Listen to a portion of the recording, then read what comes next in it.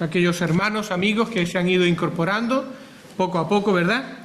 Y antes de darle paso al hermano, vamos a orar. Vamos a pedirle al Señor que Él nos presida y que Él nos dirija en todas las cosas. Señor Dios nuestro, estamos agradecidos por lo que ha sido tu cuidado con nosotros en este día. Agradecidos, Señor, por tu presencia y agradecidos, Señor, porque tú has dirigido nuestros pasos y también nuestros corazones hacia este lugar, porque es el deseo poder seguir escuchando de tu palabra, poder aprender de tu palabra, poder gozarnos, Señor, con tu palabra. Gracias por traer a tu siervo, por lo que él ha trabajado, preparado delante de ti para poder compartirlo con nosotros. Que haya en nosotros ahora ese corazón receptivo que tú deseas, ese corazón, esa mente abierta, dispuesta, atenta, dispuesta a quebrantarse, Señor, delante de ti. Ayúdanos, te pedimos, bendice al hermano en la exposición y a los hermanos que vengan de camino, que también les traigas con bien. En el nombre de Jesús, amén, Señor. Amén. Adelante.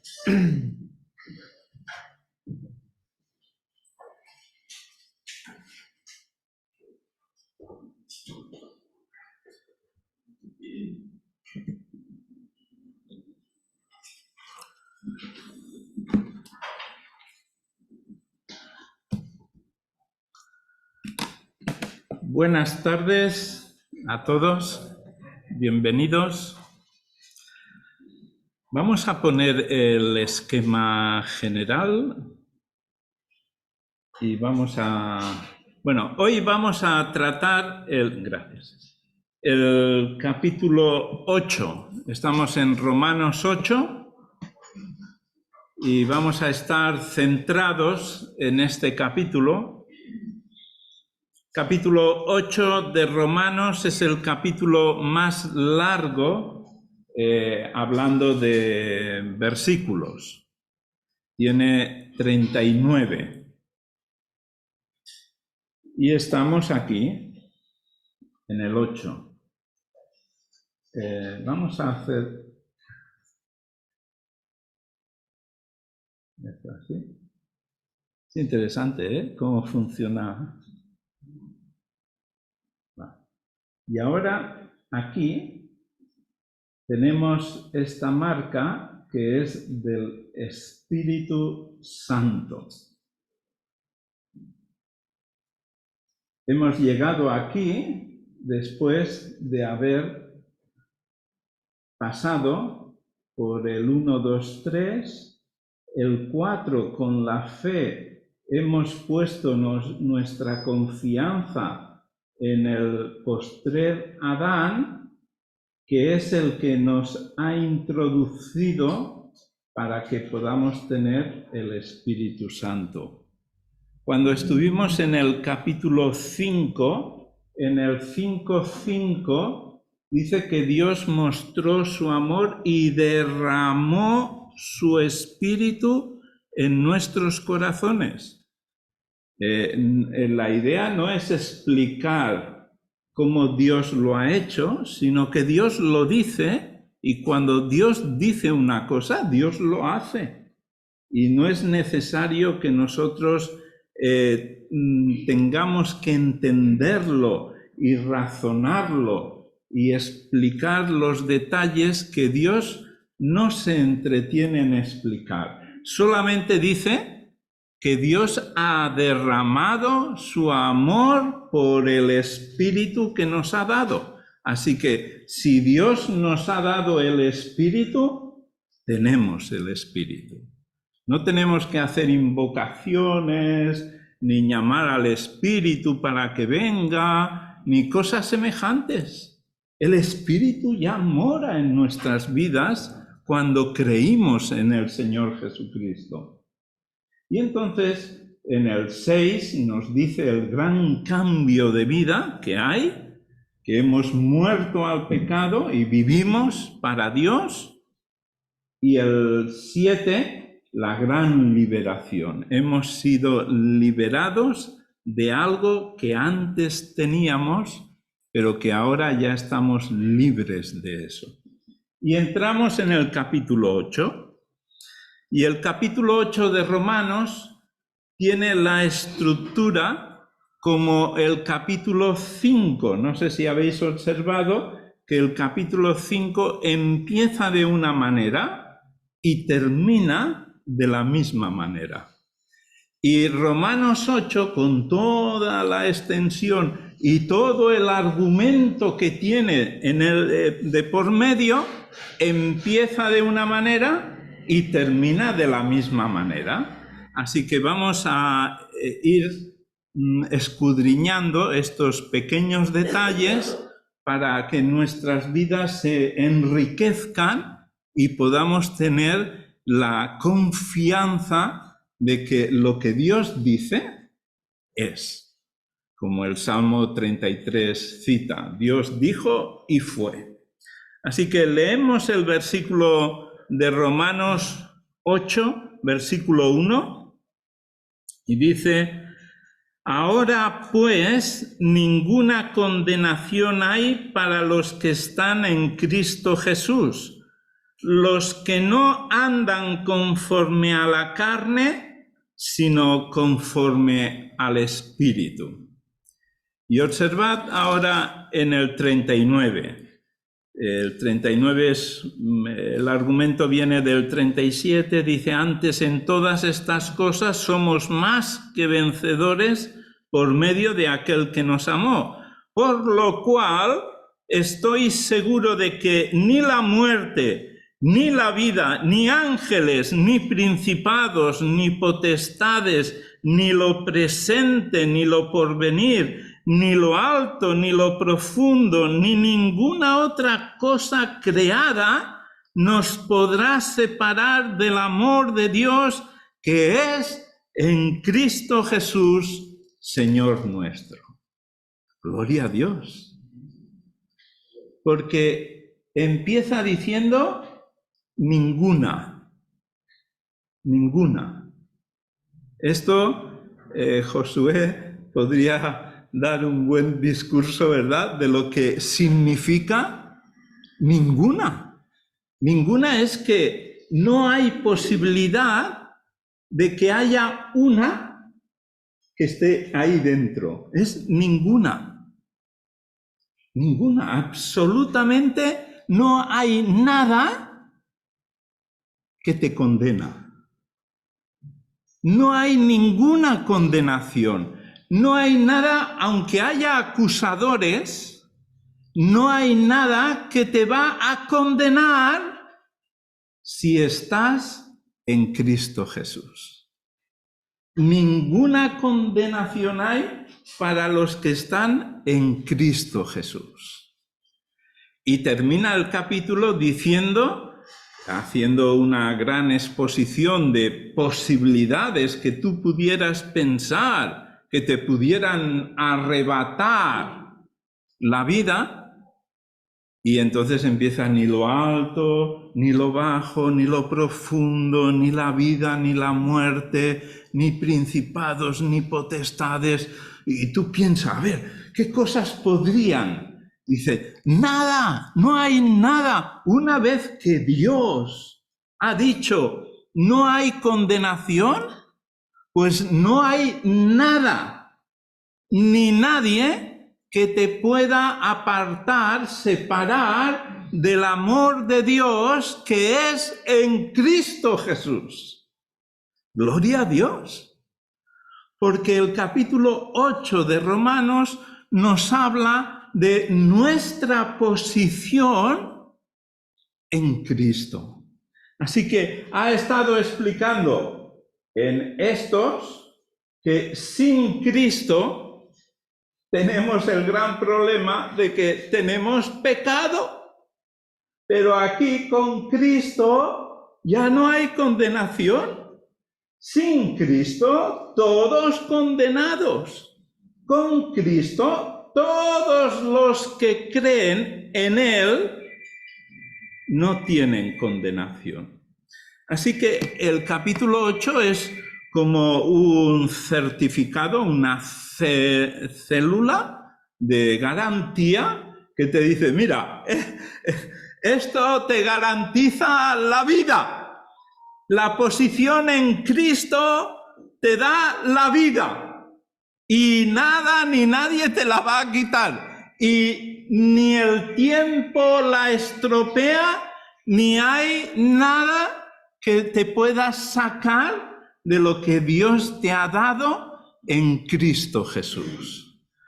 Bueno, esto esta noche cuando lleguemos a casa tendríamos que saborearlo, refrescar esta gran promesa, esta posición que tenemos en Cristo y disfrutar de la garantía. En Cristo estoy justificado, en Cristo tengo paz, en Cristo es el todo. Y entonces dice, los que están en Cristo no andan conforme a la carne. Así que ahora ya hemos descartado todo el problema de la carne, porque hasta el 7 parece que ahí había una gran lucha con la carne y el espíritu, y a ver. Pero ahora en el 8 entramos y dice, los que están en Cristo no andan conforme a la carne. Así que descarta toda la posibilidad de justificar la carnalidad en la cristiandad. Porque el que está en Cristo no anda conforme a la carne, sino conforme al Espíritu. El Espíritu que Dios ha derramado en nuestros corazones. Y misteriosamente ahora hemos nacido de nuevo en Cristo, tenemos una nueva vida y esa nueva vida la genera el Espíritu Santo que mora en nosotros. No que morará, sino que está ahí, que mora y que genera nueva vida. Y entonces, si tú estás meditando en esto, entonces se te abre una ventana, se te abre una forma de ver qué es lo que el Señor dijo en el Evangelio de Juan. En el Evangelio de Juan hay muchas cosas que dijo el Señor, pero hablando del Espíritu, hay una combinación de números, para los que estáis esperando los números, que es el 14, 16, 16, 14. 14, 16, 16, 14. A ver, vamos a leerlo en el Evangelio de Juan. Juan 14, 16 y después leemos el 16, 14. A ver, un hermano, si es Natanael, que siempre está dispuesto. Dice, y yo rogaré al Padre y os dará otro Consolador para que esté con vosotros para siempre. ¡Amén! ¿No? Y ahora el 16, 14, por favor.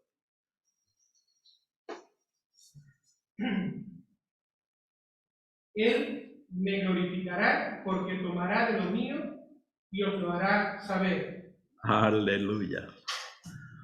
Porque misteriosamente Dios ha hecho que su Espíritu more en nosotros y su Espíritu tome del Hijo para darnos a conocer lo que el Hijo ha hecho, lo que tenemos en el Hijo, lo que Dios nos ha dado a través de la fe en el Señor Jesucristo. Entonces, las Sagradas Escrituras nos traen luz a nuestro corazón y a nuestra cabeza para saber cuál es nuestra posición y nuestra posesión. Posición, posesión. Es lo que tenemos en Cristo. Y lo que tenemos ahora en Cristo es el Espíritu por el cual vivimos. Entonces ya no andamos en la carne, andamos en el Espíritu. Y lo que hace el Espíritu es darnos a conocer la posición y darnos a conocer todo lo que Dios nos ha concedido en Cristo Jesús.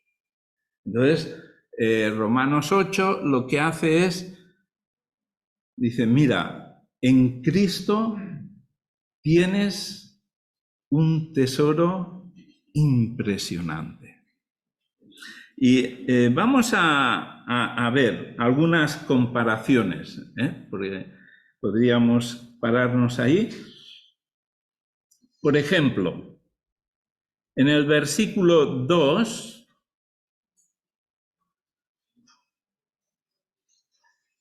hay un verbo.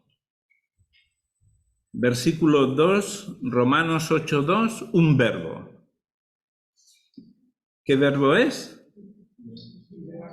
Librado. Liberación es lo que hemos salido del 7, del capítulo 7, que dice, ¿quién me librará de este cuerpo de muerte?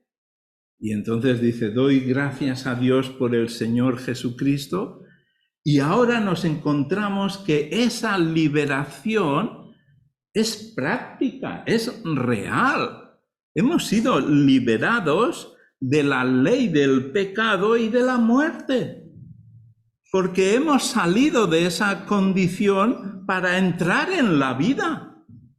Ahora, vamos a ver cómo termina el capítulo 8 con relación a la liberación. Hemos sido liberados, entonces ahora estamos en una posición. ¿Qué posición es? Pues vamos a buscar el 37. El 37 dice que en todas estas cosas somos más que vencedores. No por medio de nuestros recursos, de nuestras fuerzas, sino por medio de su recurso. Pero somos vencedores. Y un vencedor es el que disfruta de la gran libertad. Hemos sido liberados para ser vencedores. Y a veces parece que hemos sido liberados para ser más esclavos. Hemos sido liberados para estar decaídos. ¿Hemos sido liberados? No, hermanos, tenemos que levantar nuestro ánimo y ver que el Señor Jesucristo nos ha liberado para vivir la vida vencedora, la vida victoriosa en la posición de estar en Cristo Jesús.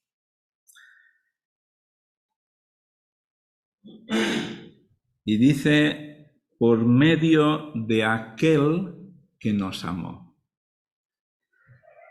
No somos vencedores por nuestros propios recursos. Somos vencedores por medio de aquel que nos amó y dio su vida por nosotros. Y esto en el capítulo 5, versículo 8, nos dice en Romanos 5:8 que siendo enemigos Dios nos amó y dio a su Hijo. Fíjate que en el 3 dice, porque lo que era imposible para la ley, por cuanto era débil por la carne, Dios, enviando a su Hijo en semejanza de carne, de pecado, y a causa del pecado, condenó el pecado en la carne. Dios toma la iniciativa, porque hemos de tener en cuenta de que cuando nosotros nos alejamos de Dios y olvidamos a Dios, tenemos el gran problema de Génesis 1 al 3. Pero una vez que hemos creído en Cristo y que hemos puesto a Dios en su lugar, reconocemos que Dios toma la iniciativa, toma su deseo de hacer bien a la humanidad y Dios envía a su Hijo. Estamos hablando, esto es el misterio de la encarnación. Estamos hablando de un acontecimiento especial que los evangelios lo presentan como algo extraordinario en el ámbito espiritual, pero que humanamente pasó de forma desapercibida y que solamente los ángeles, viendo la situación, viendo el acontecimiento, celebraron con un cántico especial y los cielos se abrieron y hubo esa expresión de gloria a Dios en los cielos y en la tierra, paz, porque ha nacido el Hijo de paz, el príncipe de paz.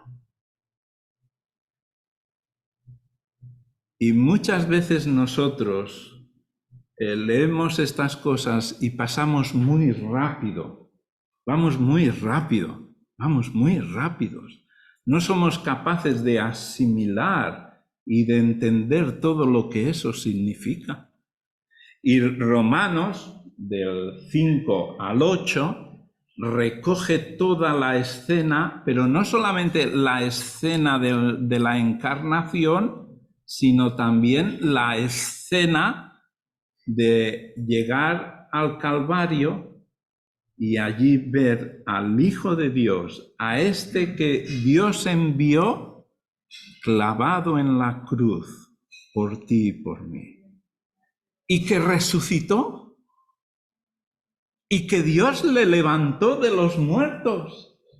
Y entonces necesitamos que ese mismo Espíritu y aquel que levantó de la tumba de los muertos a Jesús, es el mismo que te da vida a ti y a mí. ¿No es precioso esto? Y el Romanos 8 va en ese argumento.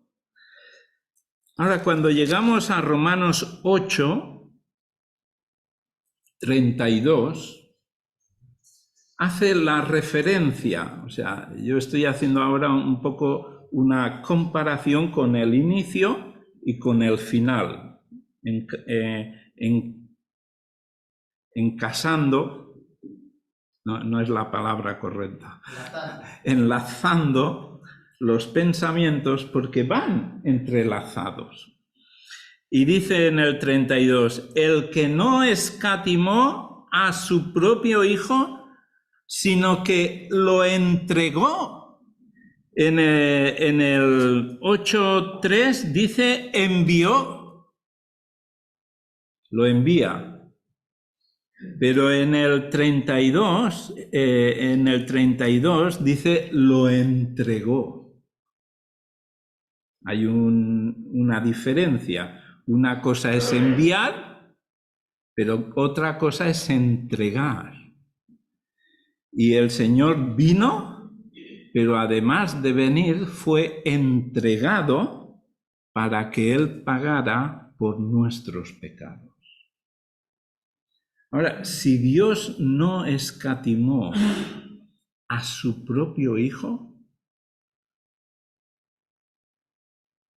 la salvación, la redención, tiene un valor especial. El que tú seas salvo, el que Dios te haya redimido, que te haya dado una nueva vida, tiene que cobrar una dimensión especial. ¿Por qué? Porque Dios, para llegar ahí, ha enviado y ha entregado por ti a su amado Hijo. ¿Y cuál es el propósito de que ahora nosotros seamos salvos? ¿Cuál es el propósito? Generalmente, cuando llegamos al 28, el 28 es un versículo que nos gusta mucho, ¿verdad? ¿Sí? Pero yo quiero que penséis ahora en lo siguiente.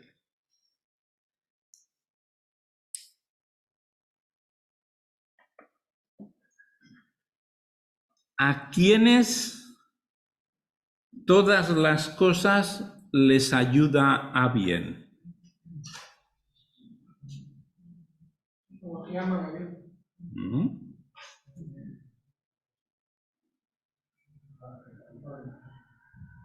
¿Qué dice aquí?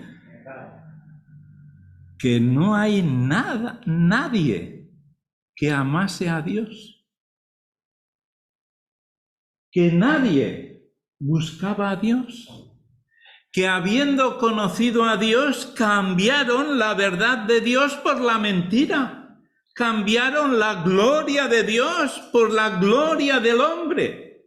Y cambiaron el uso que Dios dio por el uso que el hombre ha inventado. Y llegas al 3 aquí y dice, y no hay, de la misma manera que ahora en el 8.1 dice, no hay condenación, en el 3 ha hecho una exposición de que no hay quien busque a Dios, no hay justo ni uno, no. Para ver la maravilla del milagro de la transformación por medio del Señor Jesucristo cuando ponemos nuestra confianza, nuestra fe en Él. Así que ahora aquí, habiendo pasado de la fe en el Señor Jesucristo, encontramos que hay una nueva vida, una dimensión nueva, diferente, y es la dimensión del Espíritu. Y el Espíritu Santo es Dios. Y no lo podemos tratar de cualquier manera. Al Espíritu no lo podemos, como no lo vemos, cuando el Señor dijo a aquellos que estaban allí sentados y el Señor estaba hablando con ellos y de repente ¡prum!, se abre el techo. Se abre el techo. Y por el techo baja alguien en una camilla. Y el Señor dice, tus pecados te son perdonados. ¿De qué habla? Solo Dios puede perdonar pecados. Bueno, ¿qué es más fácil? Decir, ¿tus pecados te son perdonados? O decir, levántate y anda. ¿Qué es más fácil? Lo que no se ve. Mira, tus pecados te son perdonados. Yo ya. Pues para que sepáis que el Hijo del Hombre tiene poder, tiene potestad para perdonar pecados, a ti te digo, levántate, coge tu lecho y vete para casa. ¿Y qué hizo el hombre? Se levantó, cogió su lecho y se fue para casa. Porque el Señor Jesucristo tiene poder para perdonar pecados y para dar vida. ¿Qué dice en el versículo 29?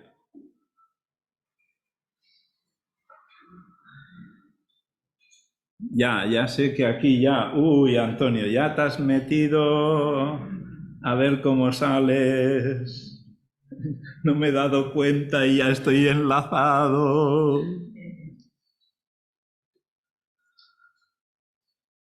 Mis amados hermanos, Si seguimos el hilo del pensamiento, nos daremos cuenta que la cuestión a la que podríamos llegar polémica ya ha sido tratada. Ya ha sido tratada. En los capítulos 1, 2 y 3 dice que todos están destituidos de la gloria de Dios. Es decir, que no hay unos mejores que otros. Todos destituidos de la gloria de Dios. Y que aquí, en el 4, todos los que creen, de todos los que están destituidos, todos los que creen tienen vida eterna en Cristo Jesús. Así que Dios no ha predestinado en el sentido de que ha escogido de cualquier manera, sino que Dios ha escogido a los que creen en Cristo. Así que todos los que hemos creído hemos sido escogidos en Cristo. Y aquí ya pararíamos, pero es que no para ahí. El problema es que no para ahí. Y muchas veces entramos y cogemos una palabra y la usamos como argumento de discusión y de enfados. Pero el problema no está ahí. Eso es una distracción que el diablo lanza para que no veamos la verdad de lo que está diciendo. Porque el énfasis no es ese. El énfasis es lo que sigue. Para que fuesen hechos conformes a la imagen de su Hijo. ¡Wow! Tú y yo, conformes a la imagen de su Hijo, de este Hijo que Él ha enviado y de este Hijo que Él ha entregado. ¿Para qué? Para que tú y yo seamos conformes a su imagen. ¿Qué dice Efesios 4:13? Es muy fácil porque podemos buscarlo. Entonces vamos a buscar Efesios 4:13. Y vamos a salir de la duda. Efesios 4:13.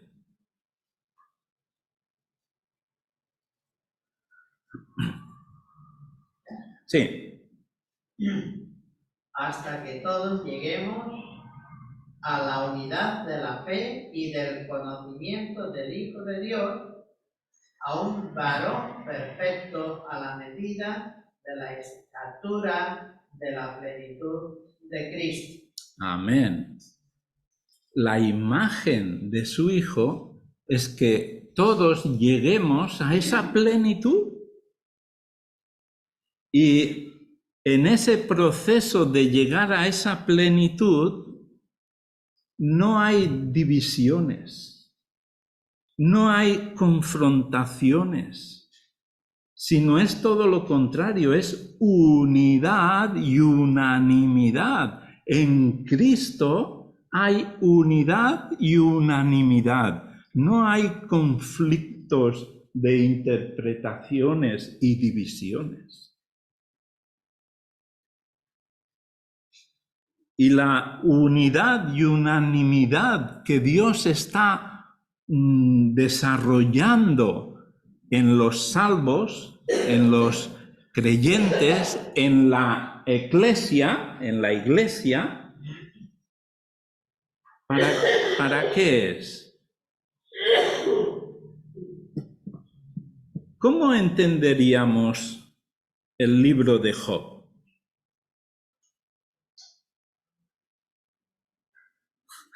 Vale. Si no estuvieran los capítulos 1 y 2, todos nosotros pensaríamos como los amigos de Job. Sí, sí.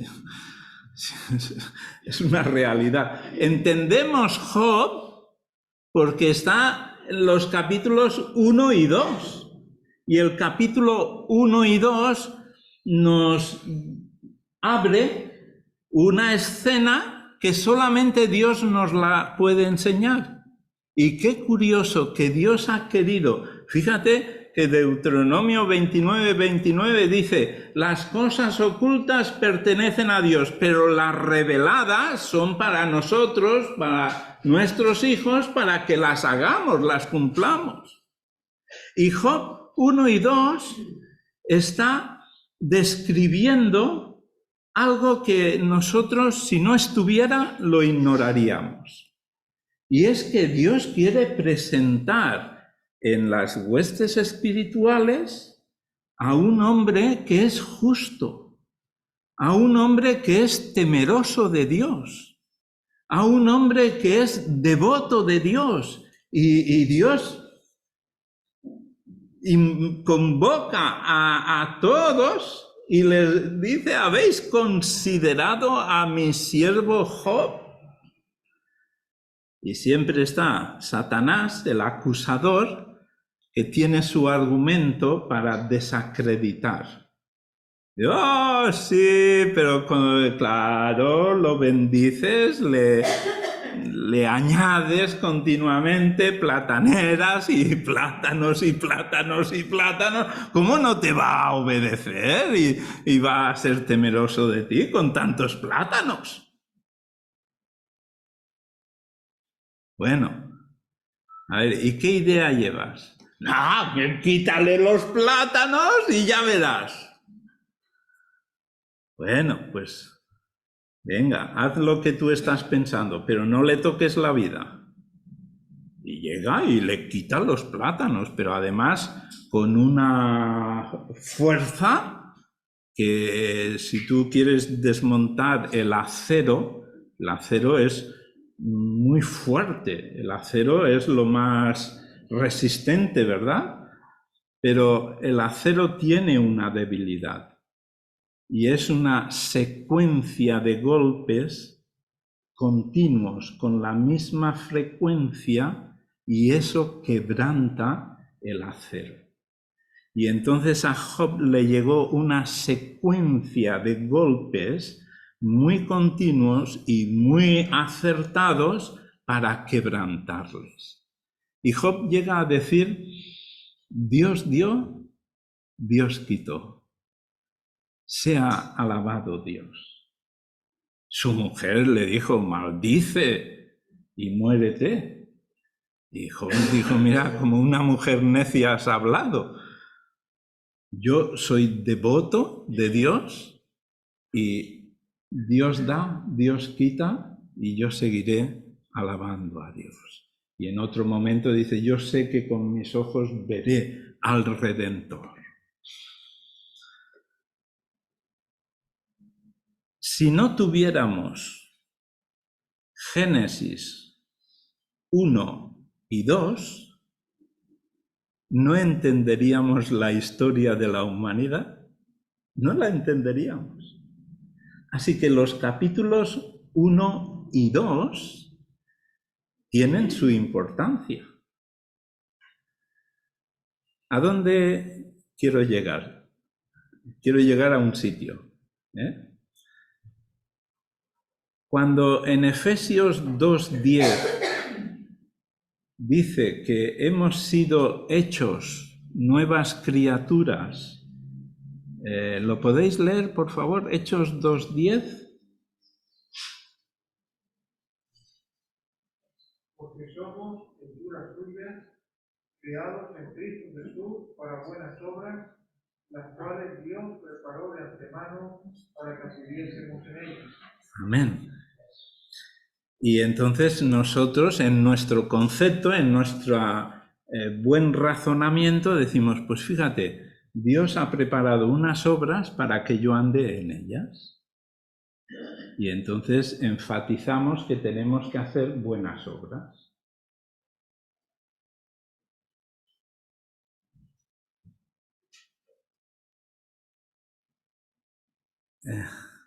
Juan 12,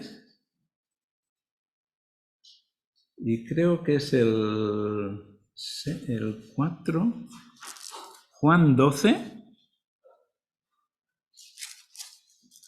los primeros 6 versículos. Vale. En el 7, Juan 12, en el 7, dice, le estaba molestando a la mujer y dice, déjala, para el día de mi sepultura ha guardado esto, porque a los pobres siempre los tendréis con vosotros, mas a mí no siempre me tendréis. ¿Vale? ¿Suena bien? Pero ahora queremos entenderlo un poquito más a fondo. ¿Y qué relación hay con todo lo que estoy argumentando? Vamos a mirar en Mateo, es el otro pasaje que la discusión se hace, que si es igual, la misma mujer o es diferente mujer. Pero el énfasis no es si es la misma mujer o es diferente mujer, sino es lo que ha hecho la mujer. Y Mateo 24, vamos a buscar Mateo 24.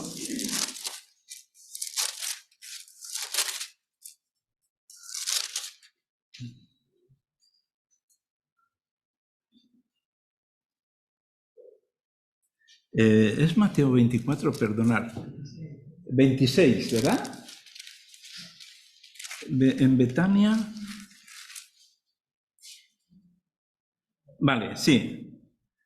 Gracias, hermano. Mateo 26. Mateo 26, 10. Dice, entendiéndolo Jesús les dijo, ¿por qué molestáis a esta mujer? Pues ha hecho conmigo una buena obra.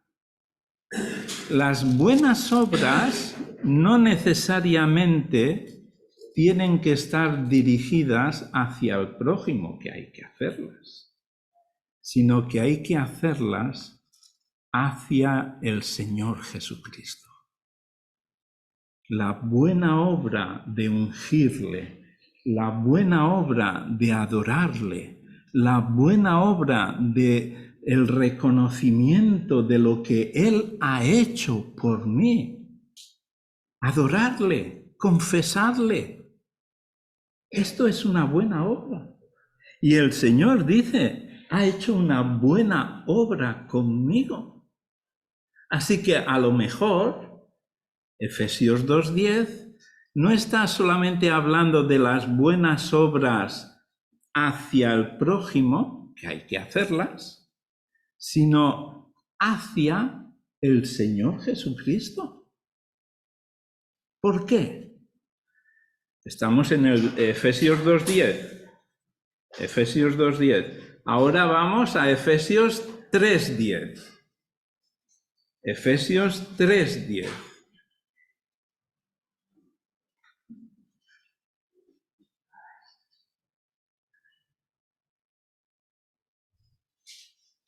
Y Efesios 3:10 dice,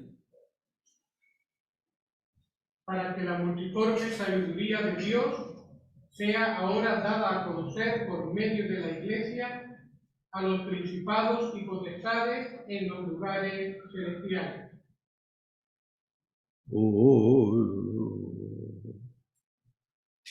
Ahora tenéis que ver Efesios 2:10 como la obra personal que el Señor hace con nuestra vida y Efesios 3:10 lo que quiere hacer con el Espíritu que nos ha dado por medio de la Iglesia. La Iglesia es la obra entrañable, especial, que el Señor Jesucristo ha venido a edificar.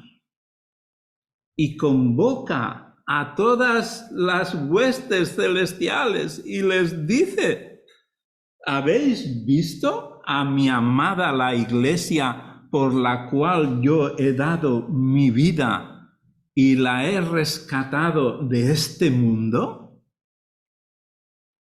Y esas esferas espirituales tendrían que reconocer que la Iglesia, que somos nosotros, parte de ella, pudiéramos estar expresando esa multiforme sabiduría de Dios que ha obrado en nosotros, que nos está haciendo a la imagen de su Hijo, que nos ha dado los recursos para vivir esa clase de vida, que es el Espíritu, y poder decir a las huestes espirituales: es que la Iglesia del Señor Jesucristo es diferente al mundo.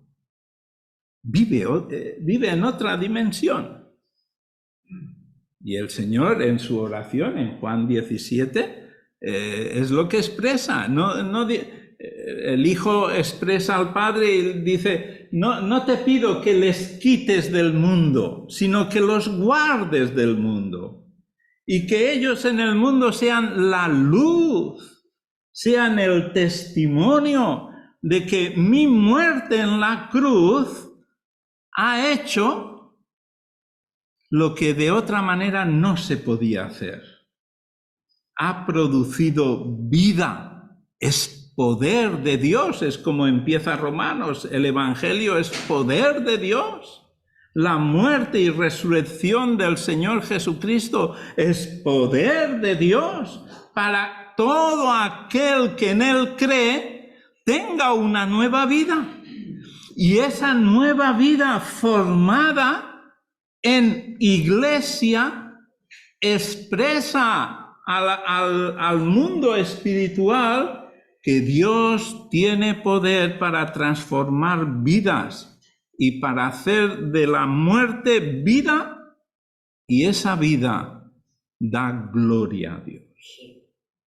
Entonces, en medio de una gran discusión se pierde una gran bendición, porque aquí tan juntitos están los dos conceptos, y el hombre se entretiene en lo que divide. Y el Espíritu de Dios quiere no dividir, quiere unir, quiere producir unanimidad, quiere llevarnos al conocimiento del varón perfecto, que es el Señor Jesucristo. Y por eso Dios nos ha dado el Espíritu para que vivamos conforme al Espíritu, para que pensemos en el Espíritu y para que desarrollemos nuestra vida en el Espíritu. Y así dar gloria a Dios. Y Romanos 8, podríamos entrar en muchas cosas, pero yo creo que este es un pensamiento que se escapa y que a veces por falta de meditar en lo que es las Sagradas Escrituras, perdemos de vista lo que Dios quiere con nuestra vida. Por ejemplo, hay personas que usan este mismo texto para decir que, bueno, Jesús es mi hermano, y tratarlo de así. Aquí no está hablando de eso, Aquí nos está colocando en la posición de que tenemos que reflejar el carácter de Cristo. Y por eso cuando lleguemos al capítulo más corto de Romanos, el último versículo, el 14, dice: vestíos del Señor Jesucristo, cubiertos del carácter y la vida del Señor Jesucristo. Pues os animo a que leáis Romanos 8 y podáis anotar las cosas que Dios te ha concedido por estar en Cristo.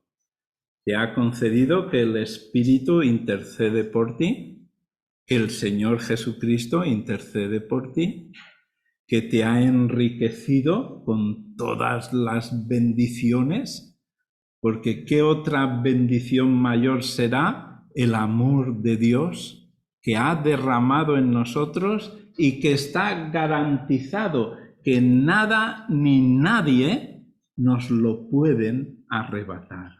Nada ni nadie nos separará del amor de Cristo, del amor de Dios que es en Cristo Jesús. Pues hermanos, con esta esperanza y con este ánimo, Dios quiere que sigamos adelante y que demos un buen testimonio a la generación que nos ha tocado vivir. Amén. Amén.